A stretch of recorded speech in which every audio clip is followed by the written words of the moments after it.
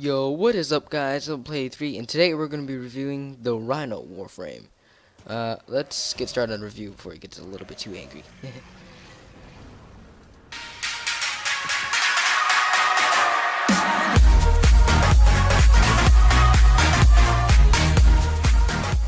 Yo, okay, so for the Rhino.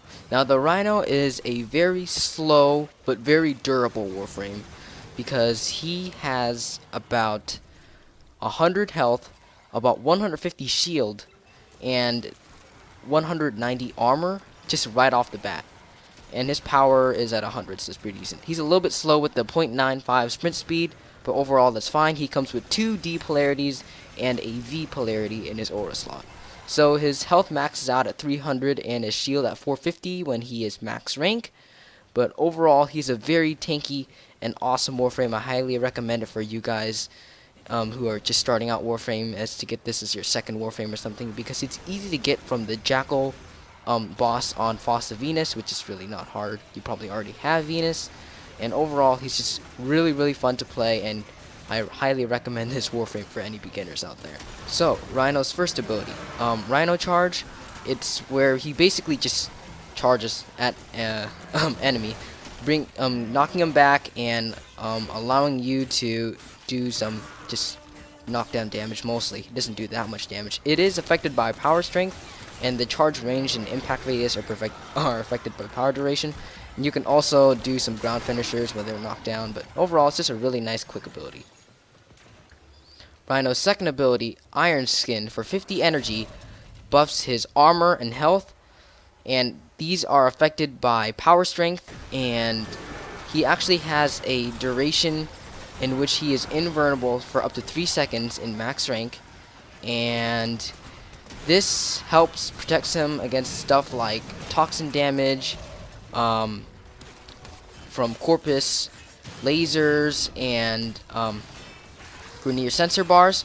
But the thing is that you have to be very careful when this ability runs out, because when it does, you're highly vulnerable and you're suddenly going to drop in health and be like, what the heck, what's going on? Now your shield will regenerate. It basically makes you like take no damage at all. You're not going to see it in your health bar or shield or anything, so you're just going to have to like watch your little icon on the bottom, make sure it doesn't run out.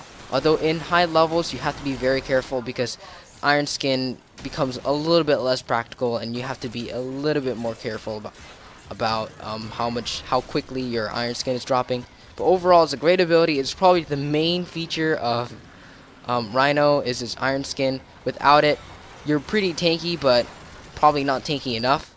And overall, it helps a lot.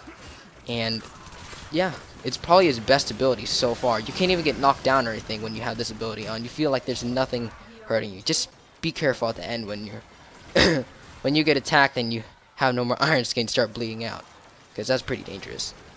Alright, so Rhino's third ability is called Roar, in which he buffs everybody's damage for a short duration for 75 energy and gives them about 50% strength, and the duration is usually about 30 seconds base, and it's affected by power strength, so power strength is pretty good for modding this guy.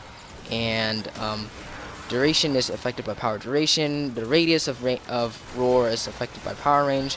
It's really great, but there's really not much to say about it. It's just a buffer. It helps your team, makes you not completely not a team player and hog all the Iron Skin to yourself.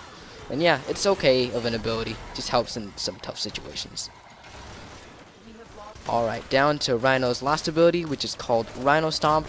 And basically what he does is he stomps to the ground with great force and puts everybody else in a floating, I don't know, they're just floating around. They can't do anything. And basically what you do is you can completely destroy them while they're doing that for 100 energy.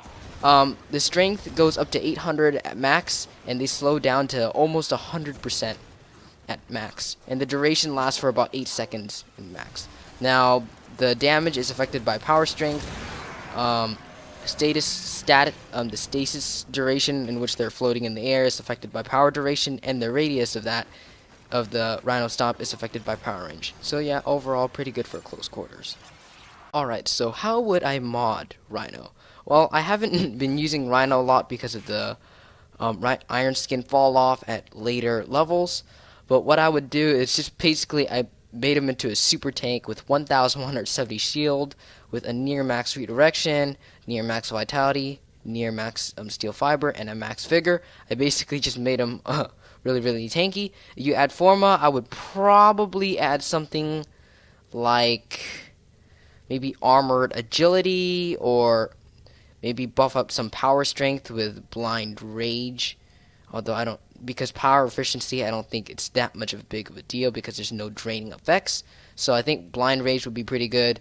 Rage itself would be okay, but that's sometimes. But there, maybe a stretch mod wouldn't hurt. You would like to put some more range into some of those. Probably be pretty good. Maybe put a flow mod on there for more energy, and yeah. Overall, if I really wanted to make this into a true tank, I would put rejuvenation, but I feel like energy siphon helps with, so that I can instantly, if I'm low on energy, for example, if I use my rage mod, I can instantly boot it up, or with energy siphon, I can bring up the Rhino skin really quickly. But yeah, I don't know. He's not my main Warframe that I use. He's pretty good for beginners, but overall, he's not my main Warframe right now that I'm using because I don't know, just gotten bored of him. But yeah, I would basically make him into a super tank. Maybe adding some speed mods wouldn't be nice because a faster Rhino is probably more effective. But yeah, I would go with power strength. You don't really need continuity, rage, maybe some stretch mods, and maybe a speed mod or something like that. Maybe marathon or something. Alright, so that'll do it for modding for the Rhino. So overall, do I think that Rhino is worth your time? Yes. Definitely go get him. He's a great Warframe to play. His abilities are all very good, all very fun. It's great knocking people over, or just destroying them, or letting them take your rifle. That's annoying. Also, it's just really, really cool. He's a really awesome Warframe. Although not super much of a team player, I think that he will do great for solo missions. If you like to solo a lot, he's very good. He's a pretty dependable Warframe. There's not really much stuff wrong about him. And overall, I think he's a really fun Warframe. He's definitely worth your time, definitely worth the farm, and he's so easy to get to. So it's like, why are you guys still watching this? Like, literally, just go get it right now. He's freaking awesome. Yeah, that's all I have to say. So for the Rhino, I definitely say definitely worth your time. I also want to mention that if you do fall off of a very tall height, you can actually, his passive ability is to like have basically a heavy impact built into him. So if I do this, climb up higher. If I land on these guys, it launches a blast wave that could probably knock over enemies, except we all ran away. But yeah, this is my review of the Rhino Warframe. He's pretty awesome, definitely worth your time, and you better get him before he gets too angry.